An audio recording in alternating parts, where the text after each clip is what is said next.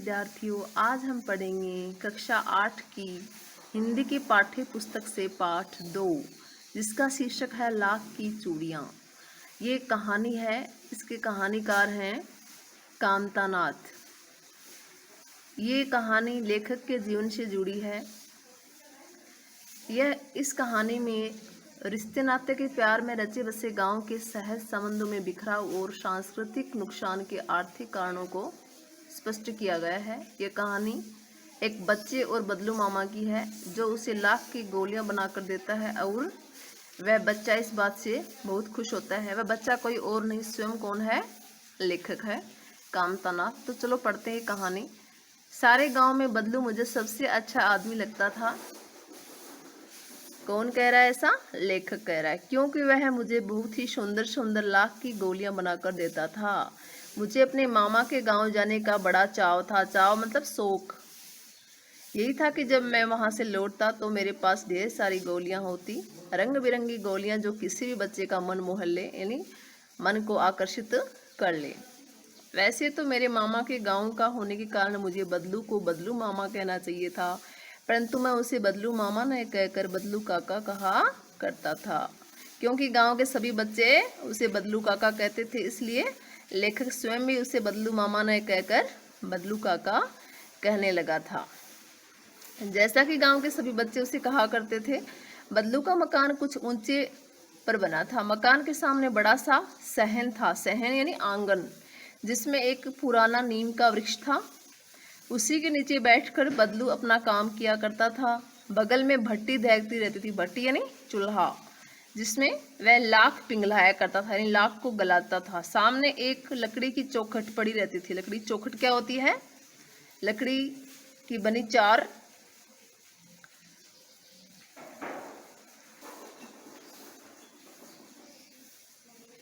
चौकोर लकड़ी होती है, उसे क्या बोलते हैं? चौखट बोलते हैं।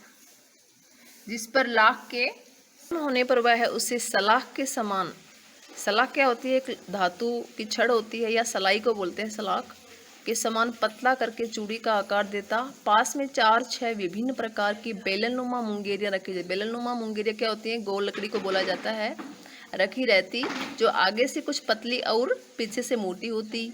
लाख की चूड़ी का आकार देखकर वह उन्हें मुंगेरियों पर, यानी गोल लकड़ी पर चढ़ाकर गोल और चिकना बनाता, और तब एक एक पूरे हाथ की चूड़ियां बना चुकने के पश्चात, यानी बाद में, वह उन पर रंग करता था।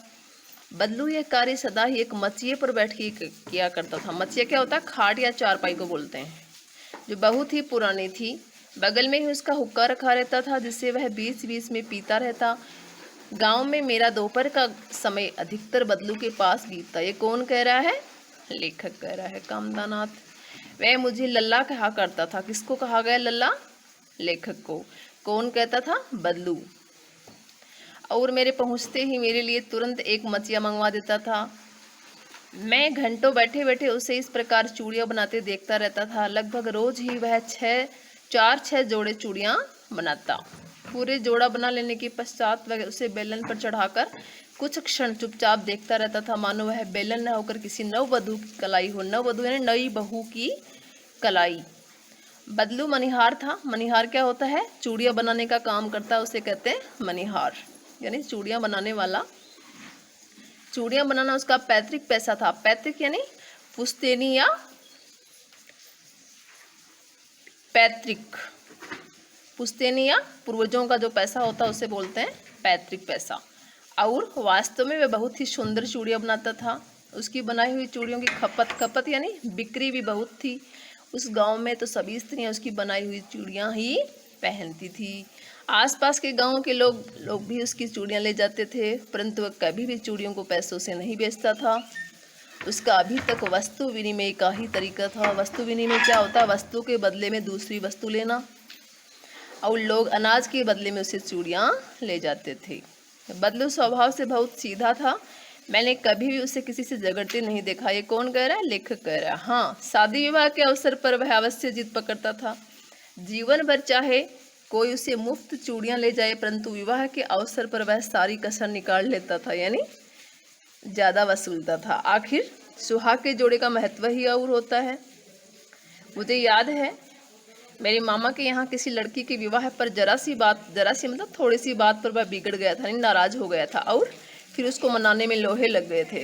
यानी बड़ी मुश्किल हुई। लोहे लगना मतलब बड़ा मुश्किल से मनाना। विवाह में इसी जोड़े का मूल्य इतना बढ़ जाता। हाँ तो विद्यार्थियों, हम पढ़ रहे थे पाठ 2 लाख की चूड़ियाँ।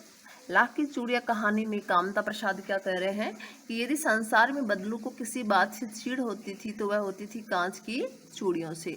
यदि किसी भी स्त्री के हाथों में उसे कांच की चूड़ियाँ दिख जाती तो वह अंदर ही अंदर कूद जाता था। अंदर ही अंदर कूद जाने का मतलब क्या होता है? मन ही मन दुखी होना। और कभी कभी तो उसे 2-4 बातें भी सुना देता था। मुझसे तो वह घंटों बातें किया करता। कौन कह रहा है? लेखक कह रहा है। कभी मेरी पढ़ाई के बारे में पूछता, कभी मेरे घर के बारे में, और कभी यूं ही शहर के जीवन के बारे में। मैं उससे कहता कि शहर में सब कांच की चूड़ियाँ पहनते हैं तो वह उत्तर देता, शहर की बात और है लल्ला, वहाँ तो सभी कुछ होता है। सभी कुछ मतलब सब कुछ होता है। वहाँ तो औरतें अपने मर्द यानी पुरुष का हाथ पकड़कर सड़कों पर घूमती भी हैं और उनकी कलाइयाँ नाजुक होती हैं। नाजुक यानी कोमल, है ना? लाख की चूड़ियाँ पहने तो मोच ना आ जाए। कभी कभी बदलू मेरी अच्छी खासी खातिर भी करता। खातिर करना मतलब मेहमान नवाजी करना।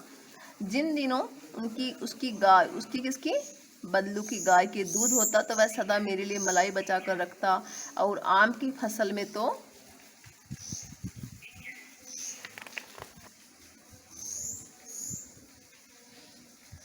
मैं रोज ही उसके यहाँ से 2-4 आम खा आता। परंतु इन सब बातों के अतिरिक्त जिस कारण वह मुझे अच्छा लगता वह ये था कि लगभग रोज ही वह मेरे लिए 1-2 गोलियां बना देता। किसकी गोलियां? लाख की गोलियां।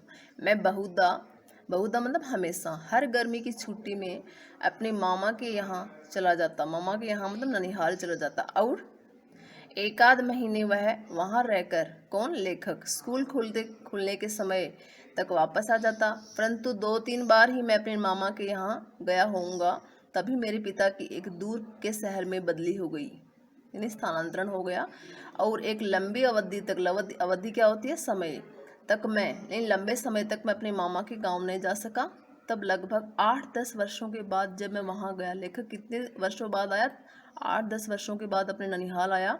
तो वहाँ गए तो इतना बड़ा हो चुका था कि लाख की गोलियों में मेरी अब कोई रुचि नहीं रह गई थी, यानी उसे कोई चाव नहीं था। अतः गांव में होते हुए भी कई दिनों तक मुझे बदलू का ध्यान न आया। इस बीच मैंने देखा कि गांव में लगभग सभी स्त्रियां कांच की चूड़ियां पहने हैं। विरले ही मतलब बहुत ही कम, विरले मतलब बहुत कम ही हाथों में मैंने लाख की चूड़ियां देखी। तब एक दिन सहसा मतलब अचानक मुझे बदलू का ध्यान हो आया।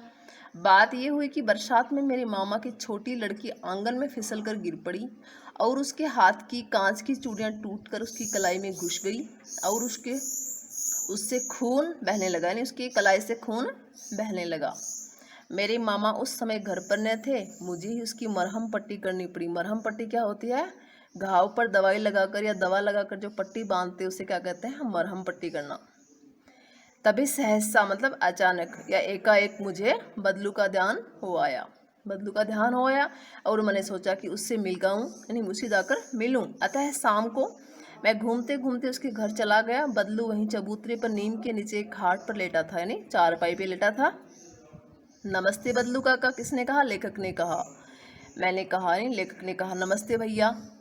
उसने मेरे नमस्ते का उत्तर दिया और उठकर खाट पर बैठ गया। परंतु उसने मुझे पहचाना नहीं क्योंकि काफ़ी समय बीत चुका था और देर तक मेरी ओर निहारता रहा। निहारना मतलब एकटक देखना। मैं हूँ जनार्दन। जनार्दन काका, यानी लेखक का नाम था जनार्दन, आपके पास से गोलियां बनवा कर ले जाता था। मैंने अपना परिचय दिया तो बदलू फिर भी चुप रहा। मानो है अपने स्मृति पटल पर अतीत के चित्र उतार रहा हो। अतीत के चित्र मतलब पुरानी यादें या पुरानी बातें ताजा कर रहा हो। और वह एकदम बोल पड़ा, आओ आओ लल्ला बैठो, बहुत दिन हो गए गांव आए। हाँ, इधर आना नहीं हो सका काका, मैंने चारपाई पर बैठते उत्तर दिया। किसने? लेखक ने। हाँ तो बच्चों, हम पढ़ रहे थे लाख की चूड़ियाँ कहानी। लेखक क्या कह रहा है कि कुछ देर फिर शांति रही, मैंने इधर उधर दृष्टि दौड़ाई, न तो मुझे उसकी मचिया ही नजर आई, मचिया यानी चारपाई, और न ही भट्टी यानी चूल्हा। आजकल काम नहीं करते काका, मैंने पूछा। किसने पूछा? लेखक ने। नहीं लल्ला, काम तो कई साल से बंद है, मेरी बनाई हुई चूड़ियां कौन पूछे, तब तो गांव गांव में कांच का प्रचार हो गया है। प्रचार होना मतलब प्रचलन। वह कुछ देर चुप रहा, फिर बोला, मशीन युग है न यह लल्ला, आजकल सब काम मशीन से होता है, खेत भी मशीन से जोते जाते हैं, और फिर जो सुंदरता कांच की चूड़ियों में होती है, लाख में कहाँ संभव है। लेकिन कांच बड़ा खतरनाक होता है, बड़ी जल्दी टूट जाता है। खतरनाक मतलब नुकसान पहुंचाने वाला या हानि पहुंचाने वाला। मैंने कहा, नाजुक तो फिर होता ही है लल्ला, यानी मुलायम या कोमल तो होता ही है लल्ला। कहते कहते उससे खांसी आ गई। किसे? बदलू को। और वह देर तक खांसता रहा। मुझे लगा, किसको? लेखक को लगा कि उसे दमा है। अवस्था के साथ साथ उसका शरीर ढल चुका था, यानी ढल चुकना मतलब कमजोर हो चुका था। उसके हाथों पर और माथे पर नसें उभर आई थी। उभरना मतलब नसें दिखाई देना।